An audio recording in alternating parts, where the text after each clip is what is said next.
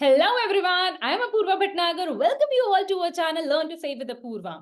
आज हम बात करेंगे एक और अपकमिंग आईपीओ के बारे में जिसका नाम है SRM Contractors limited and by the end of this video हम आपको बताएंगे कि हम इस आईपीओ में इन्वेस्ट करने वाले हैं या फिर नहीं। इससे पहले कि हम डिटेल में बात करें इस आईपीओ के बारे में, please do not forget to subscribe, like, share and comment on your YouTube channel.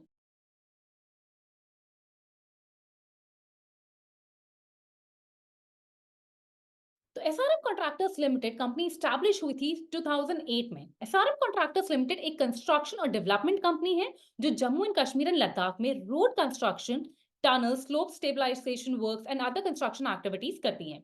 ये कंपनी ऑपरेट करती है एज एन ईपीसी कॉन्ट्रैक्टर और यूनिट प्राइस बेसिस पर इंफ्रास्ट्रक्चर प्रोजेक्ट्स और सब कॉन्ट्रैक्ट्स इंफ्रास्ट्रक्चर कंस्ट्रक्शन प्रोजेक्ट्स लेती है।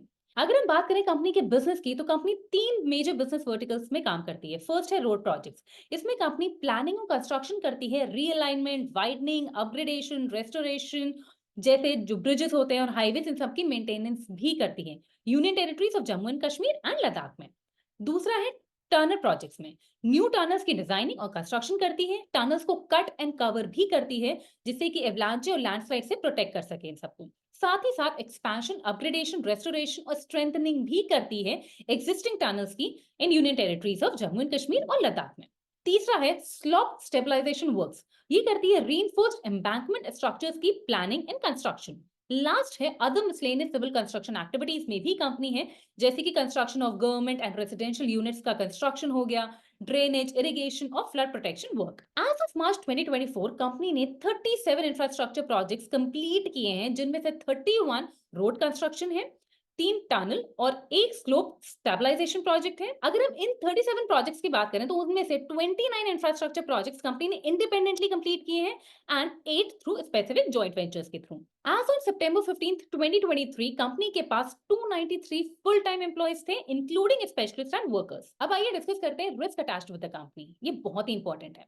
तो कंपनी का business mostly Jammu and Kashmir और लद्दाख से आता है एंड इन केस कोई भी इकोनॉमिक या रेगुलेटरी चेंजेस आते हैं, लाइक जैसे 5 अगस्त 2019 को हुआ था जब गवर्नमेंट ने आर्टिकल 370 और 35A को हटाया था और स्पेशल स्टेटस यूनियन टेरिटरीज का हटा के सेंट्रल गवर्नमेंट के अंडर किया था। प्लस इलेक्शंस भी सितंबर में ड्यू हैं जम्मू एंड कश्मीर के and in case elected body ने बिजनेस इकोसिस्टम के बेटरमेंट के लिए काम नहीं किया तो कंपनी का बिजनेस और फाइनेंशियल कंडीशन सब नेगेटिवली इंपैक्ट हो सकते हैं। नेक्स्ट, कंपनी का मेजर पोर्शन ऑफ रेवेन्यू उसके टॉप क्लाइंट से ही आता है, लाइक टॉप 5 क्लाइंट्स या टॉप 10 क्लाइंट्स। अगर टॉप 5 क्लाइंट्स की बात करें तो 2022 और 2023 में 71.66% का जो रेवेन्यू है वो टॉप 5 क्लाइंट से आया था। और वहीं अगर हम बात करें टॉप 10 क्लाइंट्स की, तो कंपनी का major portion like approximately 92% total revenue in top 10 client से ही आया था। सो इन केस कोई भी एक क्लाइंट कंपनी का लूज होता है तो कंपनी की फाइनेंशियल कंडीशन और बिजनेस नेगेटिवली इंपैक्ट हो सकते हैं। नेक्स्ट, पिछले 3 फाइनेंशियल ईयर्स में कंपनी का एक कॉन्ट्रैक्ट टर्मिनेट हुआ है। कंपनी को हस्सी सरतल देवी जी रोड के इंप्रूवमेंट या अपग्रेडेशन का कॉन्ट्रैक्ट मिला था by chief engineer of PWD और अदर्स से। कंपनी ने करीब 30% काम कंप्लीट भी कर दिया था, but due to hilly area roads की जो एक्सेसिबिलिटी होती है वो कम हो जाती है एंड पीडब्ल्यूडी ने भी टाइम टू टाइम एक्सटेंशन भी प्रोवाइड किए थे। बट जब कंपनी ने पेमेंट की डिमांड करी तो पीडब्ल्यूडी ने कॉन्ट्रैक्ट ही टर्मिनेट कर दिया, लाइक प्री टर्मिनेट कर दिया। कंपनी ने इसके अगेंस्ट एक रिट पिटीशन भी डाली है एंड जेएनके के हाई कोर्ट में, बट ये केसेस बहुत टाइम टेकिंग होते हैं एंड नहीं पता कि कंपनी के फेवर में आएगा भी ये डिसीजन कि नहीं। एंड इन केस ये नहीं आया तो इस तरह के early termination of contracts company के फाइनेंशियल कंडीशन और बिजनेस सभी को नेगेटिवली इंपैक्ट कर सकते हैं। नेक्स्ट, पिछले 3 सालों में कंपनी ने इक्विपमेंट फेलियर, इंडस्ट्रियल एक्सीडेंट्स जिसमें इंजरी या फिर लॉस ऑफ लाइफ होता है, और प्रॉपर्टी और इक्विपमेंट का डैमेज होना, रेलेवेंट अथॉरिटीज ने कॉन्ट्रैक्ट्स को अगर टाइमली फुलफिल नहीं किया जिसकी वजह से भी डिलेज होते हैं, इन सभी चीजों को काफी अच्छे से एक्सपीरियंस किया हुआ है जो काफी नेगेटिव है। सो इन केस ये या फिर और भी कोई अगर रिस्क आते हैं जो कि मटेरियलाइज हो जाते हैं तो वो कंपनी का बिजनेस, फाइनेंशियल कंडीशन, रेपुटेशन सब नेगेटिवली इंपैक्ट कर सकते हैं। अब आइए बात करते हैं इंडस्ट्री ओवरव्यू के बारे में। तो सेक्टोरल एनालिसिस ऑफ जीवीए के अकॉर्डिंग इंडस्ट्रियल सेक्टर की ग्रोथ फाइनेंशियल ईयर 2023 में सिर्फ और सिर्फ 3.6% की हुई थी, जो फाइनेंशियल ईयर 2022 में 11.6% की थी। अगर हम बात करें अलग अलग एक्टिविटीज की इंडस्ट्रियल सेक्टर में, like mining, manufacturing, construction sector, तो फाइनेंशियल ईयर 2023 में 3.4%, 0.6% एंड 9.1% की ग्रोथ देखने हमें मिली थी respectively comparison to 7.1%, 11.05% and 14.8% in financial year 2022 के। तो स्लो डाउन हुई है ग्रोथ, ये हमें साफ नजर आ रही है फाइनेंशियल ईयर 2022 से फाइनेंशियल ईयर 2023 में। सो इंडस्ट्री ओवरव्यू को अगर हम देखें तो कंपनी के लिए हमें जो फ्यूचर प्रॉस्पेक्ट्स हैं वो उतने ब्राइट नजर नहीं आ रहे हैं। अब आइए बात करते हैं ऑब्जेक्ट्स ऑफ द इशू की। तो कंपनी अपने जो नेट प्रोसीड्स है उनको यूज कहाँ करेगी वो आइए जान लेते हैं। तो वो अपने नए इक्विपमेंट्स खरीदेगी, अपने बोरोइंग्स को फुल्ली या फिर जो आपके पार्शियली होते हैं उसे रिपेमेंट करेगी, वर्किंग कैपिटल रिक्वायरमेंट्स के लिए भी यूज कर सकती है, project specific joint ventures projects में इन्वेस्ट करेगी and for general corporate purposes. तो आइए अब हम बात करते हैं कंपनी के फाइनेंशियल्स के बारे में। तो जैसे आप हमारी स्क्रीन पे देख सकते हैं कि कंपनी के अगर हम फाइनेंशियल्स को देखें तो कंपनी के सभी पैरामीटर्स हमें इंक्रीज होते हुए नजर आए हैं, like total assets, total revenue, profit after tax. But वहीं अगर हम देखें return on equity, return on capital employed and return on net worth, ये हमें सारे के सारे कम होते हुए नजर आए हैं, जो एक अच्छा साइन नहीं है। और वहीं अगर हम टोटल बोरोइंग्स भी देखें तो वो हमें काफी बढ़ती हुई नजर आई है सिंस 2021 के, वो भी एक अच्छा साइन नहीं है। बट वहीं अगर हम डेट टू इक्विटी रेशियो की बात करें तो वो एट प्रेजेंट 0.50 है एंड सिंस मार्च 2021 वो हमें कम होता हुआ ही नजर आया है एंड 0.50 वो है एज ऑन दिसंबर 2023।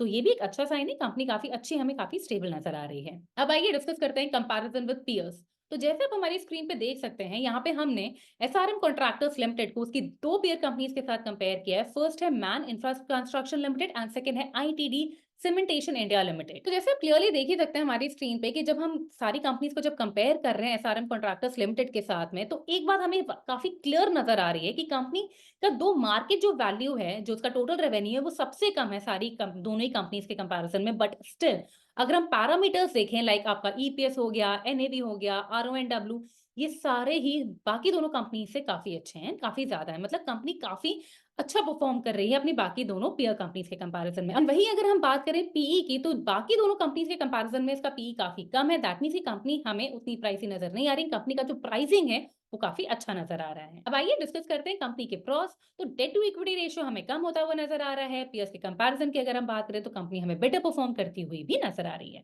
अब आइए डिस्कस करते हैं कंपनी के कॉन्स के बारे में। तो कंपनी के प्रमोटर्स, डायरेक्टर्स और जॉइंट वेंचर्स लिटिगेशन प्रोसीडिंग्स में इन्वॉल्व हैं एंड कोई भी नेगेटिव आउटकम कंपनी की रेपुटेशन और फाइनेंशियल कंडीशन को नेगेटिवली इंपैक्ट कर सकता है। नेक्स्ट, कंपनी अपने सब कॉन्ट्रैक्टर्स पर डिपेंडेंट है अपने कॉन्ट्रैक्ट्स के फुलफिलमेंट के लिए। सो इन केस कोई भी सब कॉन्ट्रैक्टर सही से अगर परफॉर्म नहीं करता है या फिर उसकी अवेलेबिलिटी नहीं होती है, तो वो सब कंपनी को नेगेटिवली इंपैक्ट कर सकता है।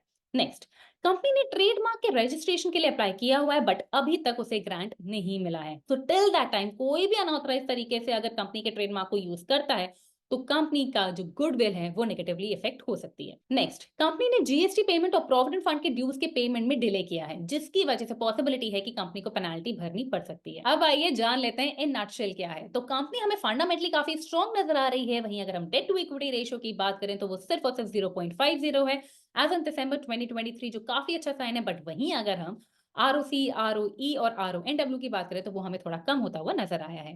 अब आइए अगर हम बात करें रिस्क अटैच्ड और इंडस्ट्री ओवरव्यू को अगर हम देखें तो कंपनी के साथ काफी हमें रिस्क अटैच नजर आ रहे हैं। साथ ही साथ अगर हम इंडस्ट्री ओवरव्यू को भी देखें तो इंडस्ट्री हमें उस तरह से ग्रो होती हुई नजर नहीं आ रही है। कंपनी के कॉम्पिटिटर्स के साथ अगर हम उसको कंपेयर करें तो कंपनी हमें काफी अच्छा परफॉर्म करती हुई नजर आ रही है। इवन दो कंपनी का जो मार्केट कैप्चर है वो काफी कम है, बट स्टिल वो अपने दोनों पीयर्स के कंपैरिजन में बहुत अच्छा परफॉर्म करती हुई नजर आ रही है। उसके सारे पैरामीटर्स हमें ज्यादा नजर आ रहे हैं अपनी पीयर कंपनीज के कंपैरिजन में एंड पीई उसका काफी कम है अपने दोनों ही कॉम्पिटिटर्स के कंपैरिजन में।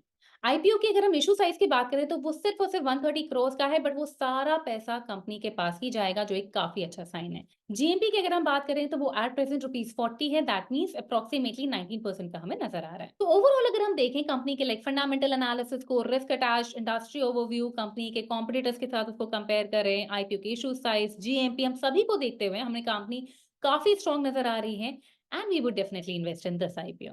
अब आइए जान लेते हैं आईपीओ के डिटेल्स के बारे में। तो आईपीओ की ओपनिंग डेट है मार्च 26, 2024। आईपीओ की क्लोजिंग डेट है मार्च 28, 2024। आईपीओ का प्राइस बैंड है ₹200 से ₹210 पर इक्विटी शेयर का। ये आईपीओ दोनों जगह लिस्ट होगा, एनएसई और बीएसई में। उम्मीद है आपको हमारा ये आईपीओ रिव्यू पसंद आया होगा। अगर हाँ तो प्लीज हमारे चैनल को सब्सक्राइब, लाइक, शेयर और कॉमेंट करना बिल्कुल मत भूलिएगा। Thank you.